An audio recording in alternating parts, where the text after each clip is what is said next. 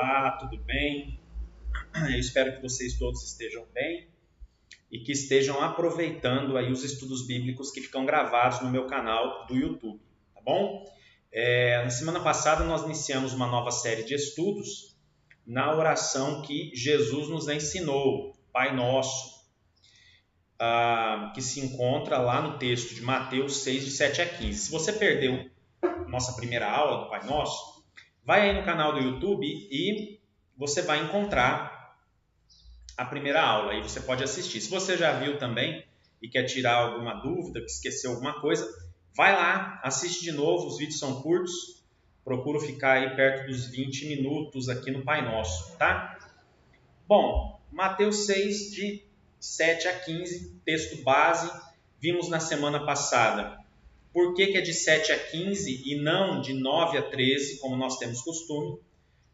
Nós oramos, quando oramos o Pai Nosso, é Pai Nosso que estás no céu, santificado seja o vosso nome, blá, blá, blá. E pois teu seja o reino, o poder e a glória para sempre. Amém. Certo? Só que nós vimos na semana passada, a partir de critérios de delimitação textual, nós vimos aí alguns critérios, mudança de assunto, mudança de personagem, algumas quebras no texto original grego, que chamamos de cesuras. Você pode olhar o vídeo anterior que você vai ver que a delimitação se dá do 7 ao 15. Então, o Pai Nosso começa no 7 e termina no 15. É que a oração propriamente dita fica do 9 até o 13. No entanto, 7 e 8. E o 14 e o 15 são introduções e conclusões à temática que se encontra nesta que a gente chama de perícope. O que é perícope? É esse aqui, o texto grego. Eu peguei lá o texto grego, fotografei, pus aqui para vocês. Perícope é o texto com seu início, meio e fim. É o pedaço do texto que tem início, meio e fim. Se eu pego de 9 a 13, eu estou desconsiderando o início, do 7 e 8, e o final, que é o verso de número, os versos 14 e 15, tá bom? Então vamos lá. Hoje o nosso objetivo é falar um pouquinho sobre análise textual. O que seria análise textual? A gente vai observar como é que o texto se dispõe, como ele está dividido, no final eu vou apresentar uma tabela mostrando as divisões da oração do Pai Nosso. Tá? Então, na análise textual, é necessário que observemos a maneira pela qual o texto foi escrito para que fosse possível uma comunicação eficaz com o leitor. Então, a gente vai perceber que existem técnicas, A comunicação eficaz exige de cada interlocutor, algumas regras básicas a serem seguidas e cumpridas. Primeiro, considerar o público que está como receptor da informação. Então, o público é fundamental. É por isso que Jesus, quando vai entrar de fato na oração, ele diz Abba, Pai. Seria papaizinho, paizinho querido, meu paizinho, alguma coisa assim que é o Abba, tá? A gente vai ver isso quando for estudar a semântica das palavras. Segundo, bem como o contexto em que está inserido e ainda como estão vivendo sua realidade. Tem que pensar nisso. Quem é o público, quem são os receptores da informação, qual é o contexto que eles estão vivendo e etc. A estrutura literária se faz fundamental devido à necessidade de se apresentar a perícope, o texto, de maneira concisa, simples e didaticamente exposta. Os textos bíblicos têm essa característica.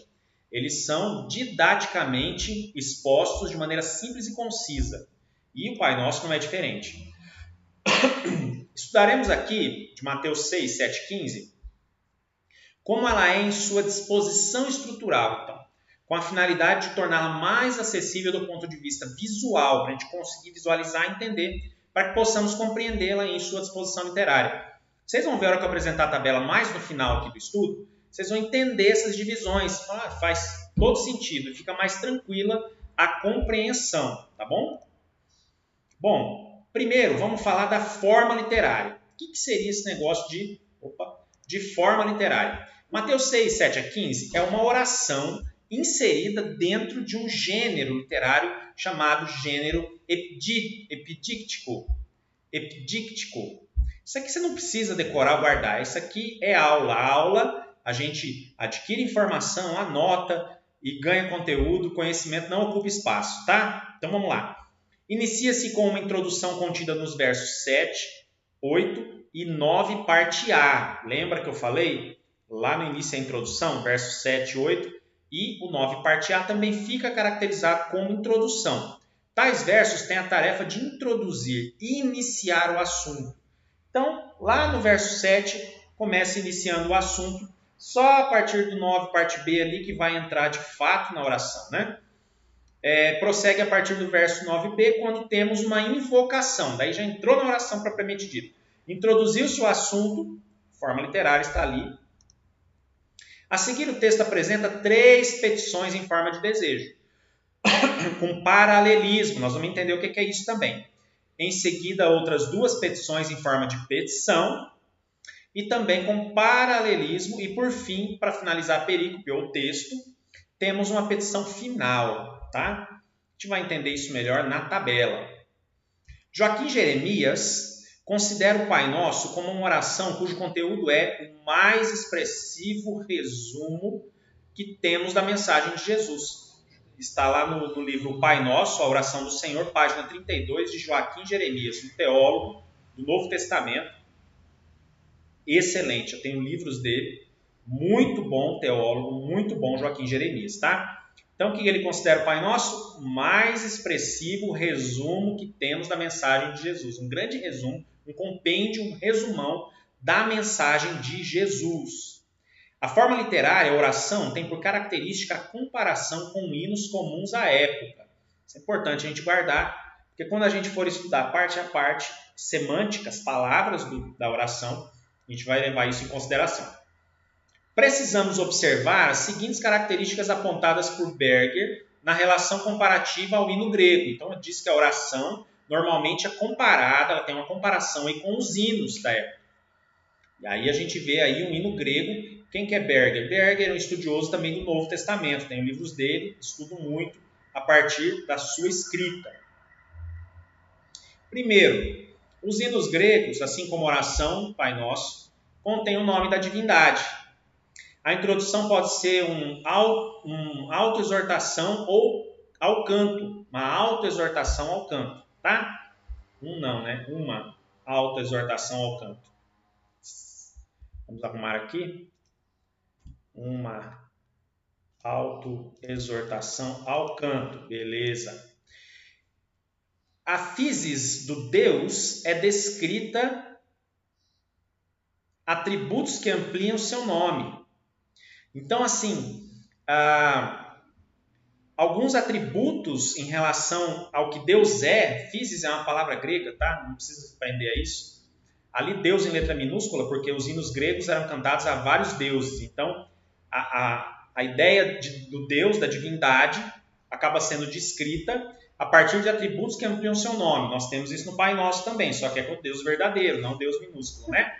Dirigindo-se ao Deus, o hino descreve a atuação dele no presente. Tá? Isso são os hinos em relação às divindades, por isso Deus com letra minúscula. Frases subordinadas, adjetivas, causais e finais aparecem nos hinos gregos e na oração. Como introdução, pode aparecer um pedido à divindade para que venha, e nós temos isso na oração também. E o final do hino costuma ser um pedido introduzido por agora, pois. Quem diz isso é Klaus Berger, no livro As Formas Literárias do Novo Testamento, página 219, tá? Livro fantástico, muito utilizado no estudo exegético dos textos do Novo Testamento. Bom, percebe-se que existe uma grande semelhança entre o texto de Mateus 6, de 7 a 15, e essa proposição acima feita por Klaus Berger, ou seja, fica evidente a forma literária oração, que é comparada à forma literária hino, e ali Klaus Berger estava fazendo uma leitura dos hinos gregos, por isso as palavras aparecem com letra minúscula, no caso de Deus, por exemplo, porque os hinos gregos eram entoados, cantados aos deuses, diversas divindades, tá certo? Estrutura. Em relação à estrutura, nós temos assim: contém uma introdução, bloco inicial, 2 blocos intermediários e a conclusão. A introdução apresenta que os discípulos eram filhos do Pai Celestial e por isso não precisavam de muito palavrório inútil como os gentios. Então não utilizeis de vãs repetições como fazem os gentios. Existe então a invocação ao Pai, em seguida tem-se o primeiro bloco de petições em forma de desejo, tá? Após, nós vamos encontrar um bloco de petições em forma de petição propriamente dita, tá? A gente vai ver isso daqui a pouco na tabela. E por fim, uma conclusão. Muito bem. Entre as petições em forma de petição está a petição final, tá? Vale lembrar isso e ressaltar. Muito bem. Ou seja, o pedido para que o Pai perdoe as dívidas, petição esta, que vem adicionada de uma sentença de Jesus. Só quem está disposto a perdoar tem direito a suplicar a Deus que lhe perdoe. Lá os versos 14 e 15 que a gente omite, né? Quem está disposto a perdoar tem direito de suplicar a Deus que lhe perdoe. Estudos do Novo Testamento, página 52, de Joaquim Jeremias. Bom, aqui agora, ó, embaixo onde está a minha imagem, eu vou tirar ela daqui porque nós apresentaremos a estrutura de Mateus 6, de 7 a 15, de uma forma em tabela, para que seja mais fácil a compreensão minha e sua na visualização do texto, tá? Então, olhem só. Olha lá, que beleza. Essa é a estrutura literária dividida da oração do Pai Nosso, que começa no verso 7 e termina no verso 15, na verdade. Esse é o texto completo. Vamos lá ao texto? Olha só, introdução. Verso 7 até o 9, parte A. 7, 8 e 9, parte A. E orando, não repitais palavras sem sentido, como os gentios, pois pensam que em muito falar deles serão ouvidos. Portanto, não sejais semelhantes a eles, pois o vosso Pai sabe de quais coisas tendes necessidade antes de vós pedirdes a Ele. Assim, pois, orai vós. Essa é a introdução ao texto célebre da oração do Pai Nosso. Aí nós temos agora, do 9b até o 13, a oração que nós oramos, que nós repetimos, né, de maneira decorada. E lá na conclusão a gente vê os versos 14 e 15. Vamos lá, olha só. Primeiro, invocação. Verso 9, parte B. Tá vendo aqui?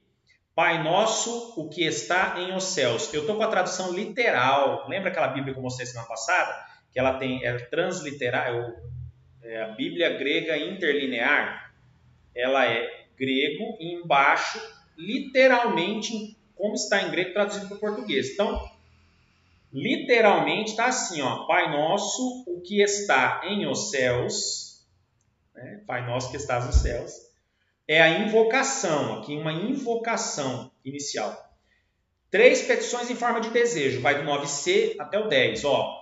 Seja santificado o nome teu. Estou colocando ao pé da letra a tradução do grego.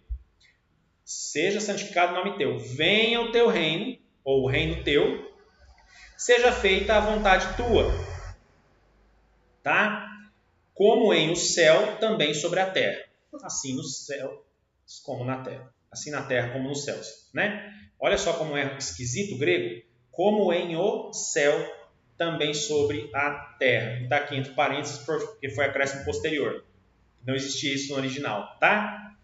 Aí vem 3 petições em forma de petição. Pode ver que essas 3 iniciais aqui, deste bloco aqui, 3 petições em forma de desejo. Santificado teu nome, venha o teu reino, seja feita tua vontade. Aqui na terra como nos céus. Ok. Vem 3 petições então em forma de petição, os versos 11 a 13. Olha só. O pão nosso de cada dia dá a nós hoje. Perdoa a nós as dívidas nossas, como também nós temos perdoado aos devedores nossos. E não conduzas a nós para a tentação, mas livra a nós de o maligno. Eu estou fazendo a tradução literal do grego, tá? Olha como fica meio esquisito, né? Mas aqui tem 3 petições em forma de petição. Pede o pão, pede o perdão das dívidas e pede para livrar das tentações, né? Livrar do maligno, não deixar cair em tentação. E aí nós chegamos à conclusão do texto, que é a parte que a gente também omite, os versos 14 e 15, que são omitidos por nós quando oramos.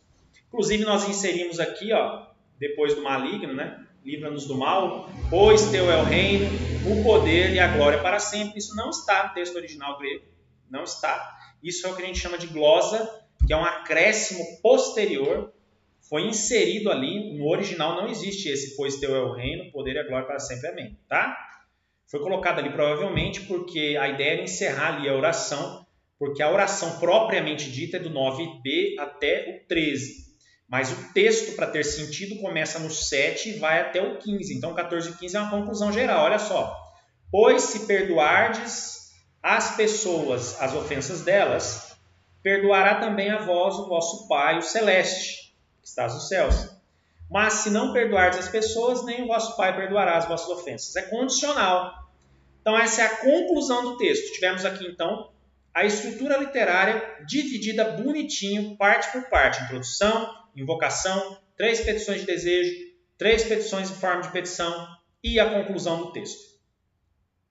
Agora nós já conhecemos a estrutura literária. Semana passada conhecemos o texto, a tradução do texto original grego, tradução, conhecemos a delimitação, onde começa, onde termina, e hoje aprendemos mais um pouco sobre a sua estrutura literária. Na próxima semana, nós estudaremos, então, a análise de conteúdo. Então, a gente vai iniciar aí uma análise de conteúdo. Estudaremos parte a parte da oração, os termos principais, faremos a análise semântica deles. Tá bom?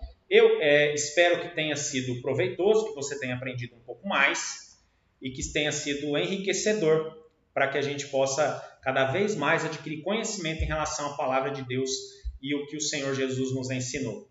Que você tenha uma quinta-feira abençoada, um resto de quinta-feira, e que o seu final de semana que está chegando aí seja na presença do Senhor. Deus te abençoe, aproveite os estudos, anote qualquer dúvida, me chama no privado, no particular, e a gente conversa e dialoga para chegar aí, quem sabe, a compreensão melhor, mais clara, mais tranquila, mais leve, mais cheia de graça de Deus em relação ao Pai Nosso. Deus te abençoe e até o nosso próximo estudo.